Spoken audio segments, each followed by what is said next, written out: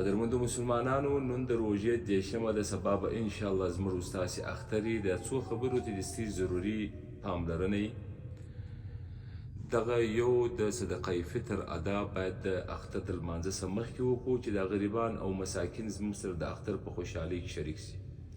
د جناب رسول الله د روایات مبارکه په رڼا کې خو د صدقه فطر حکم چې په کوم کال فرضیت روژې راغلی دی، په هغه کال باندې جناب رسول الله د صدقه فطر د ادا حکم کړی دی.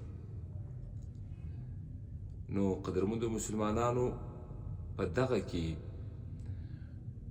پکار دا ده چې موږ تلوار وکړو صدقه فطر د اختر د لمانځه څخه مخکې په نن ورځ کې باید ادا کړو. دا غریبان، زموږ وروڼه، زموږ قریبان، زموږ همسایګان او د صدقه فطر ادا چې ما تاسو ته څنګه بیان کړه په تېره جمعه کې چې هر څوک وس لري، د غنمو وس لري، د جوارو وس لري، یا د مقدار د خورما د مقدار وس لري، یا د کشمش د مقدار وس لري، کوشش چې وکړي د هغه د 1500 زیات یې د غریب مسکین ته ورکړي. دا به نوره صدقه سي. صدقه فطر به ما داسې څه صدقه به نوره سي، هغه به د اختر په خوشحالۍ کې زموږ سره شریک سي. قدرمندو مسلمانانو د صدقه فطر د ادا دوه مقاصد دي. یو دا ده چې زموږ روژه په پاکه سي، بل دا ده چې طعام د مساکینو لپاره وي. دا د جناب رسول الله د روایاتو مبارکه په رڼا کې.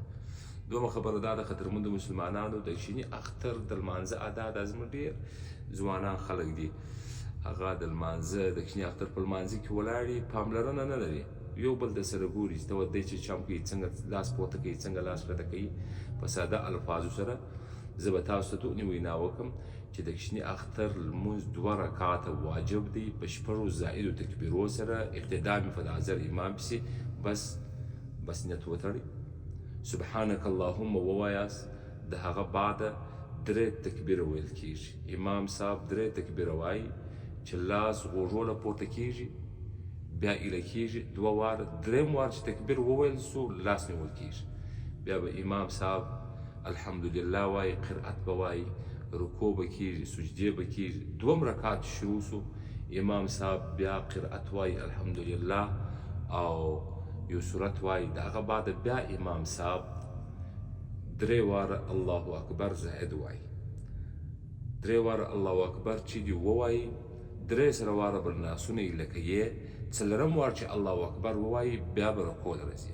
بعضې مسلمانان رونه په 3 الله اکبر باندې لاس نیسي چې بیا امام صاحب الله اکبر ووایي دی رکوع ته ځي په 2 رکعات کې، یا په 3 الله اکبر وسا لاس ایلی چې 4 الله اکبر د رکوع الله اکبر وویل سو، د لاس ایله کېدو څه به ستا لاسونه ځي ګوړو لره، زنګنو له به ځي، بیا به ته رکوع ته راځي، بیا اتحیات کیږي، سلام ګرځي، 2 رکعات لمونځ د اختر د ادا سو.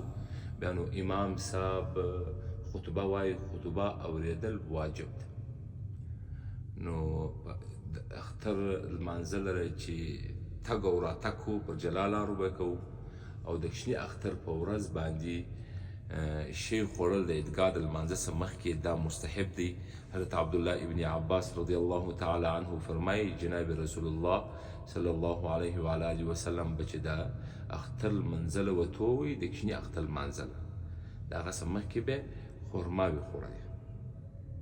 وینا مبارکه دغه رقم ده د جناب رسول الله په باره کې د حضرت عبدالله ابن عباس چې جناب رسول الله د اختر لمانځه لره نه وتو وي د هغه ساعته پورې چې خرما یې بې نه وي خوړلې. نو تاک خرما یې خوړلې، د تاک خرماو تاک خرما یې به وخوړلې، بیا به جناب رسول الله وتو وي د عیدګاه لمانځه ته.